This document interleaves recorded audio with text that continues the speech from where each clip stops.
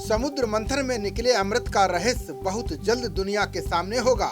समुद्र मंथन से अमृत निकालने के लिए देवताओं और दैत्यों ने जिस मंदार पर्वत का प्रयोग किया, उसका विश्लेषण बिहार सरकार करवा रही है। वहीं सम्राट अशोक के साम्राज्य के सबसे बड़े रहस्य से भी पर्दा हटेगा।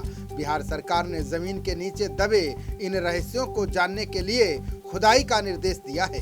बिहार सरकार ने बांका और पटना जिलों में ग्राउंड पेनेट्रेटिंग रडार जीआरपी सर्वेक्षण शुरू किया है, जिससे इस क्षेत्र में अब तक अज्ञात रहे संभावित प्राचीन संरचनाओं को ढूंढा जा सके। पुरातत्व निदेशालय के निदेशक दीपक आनंद ने बताया कि बांका के अमरपुर प्रखंड के भदरिया गांव में जीपीआर सर्वेक्षण लगभग पूरा होने की कगार पर है। अब सर्वेक्षण का कार्य पटना जिले में शुरू होगा। उन्होंने बताया कि पटना में जीपीआर सर्वेक्षण कराने की सभी औपचारिकताएं पूरी कर ली गई हैं। आनंद ने कहा कि प्रक्रिया शुरू हो गई है और हम जल्द ही अपनी निष्कर्ष रिपोर्ट के साथ सामने आएंगे।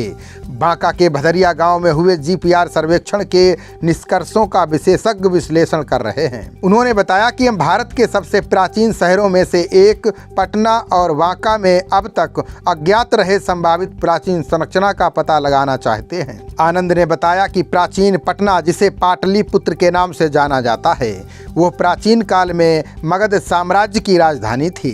पाटलिपुत्र ज्ञान भूमि की थी और ये आर्यभट्ट, वात्स्यायन और चाणक्य समेत कई खगोलविदों और विद्वानों की धरती रही है।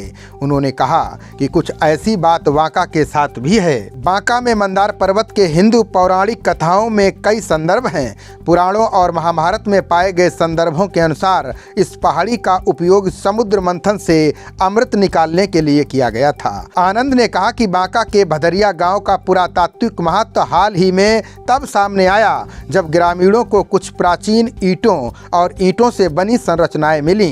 प्रारंभिक अध्ययनों के अनुसार यहाँ मिले अवशेष 2600 साल पुराने हैं। ग्राउंड पेनेट्रेटिंग रडार जीपीआर सर्वेक्षण के बारे में बात करें तो ये एक भूभौतिकीय विधि है जो ऊपरी सतह की छवि के लिए रडार पल्स का उपयोग करती है।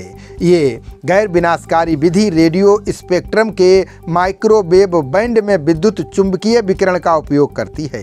इस विधि से उपसतह संरचनाओं से परिवर्तित संकेतों का पता चलता है।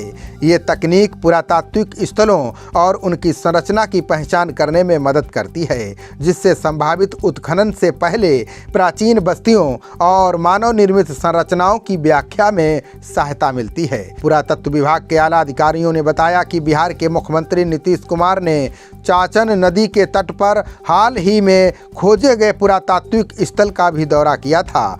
उन्होंने भदरिया गांव स्थित स्थल को पर्यटन स्थल के रूप में विकसित करने की घोषणा की थी। बांका के बाद पटना में ग्राउंड पेनेट्रेटिंग रडार जीपीआर सर्वेक्षण का काम पूरा होने के बाद खुदाई शुरू होगी। इसके बाद दुनिया के सामने अमृत रहस्य और सम्राट अशोक के साम्राज्य के सबसे बड़े रहस्य से भी पर्दा हट जाएगा। खबरों का सिलसिला जारी रहेगा। देखते रहिए जनप्रवाद। नमस्कार।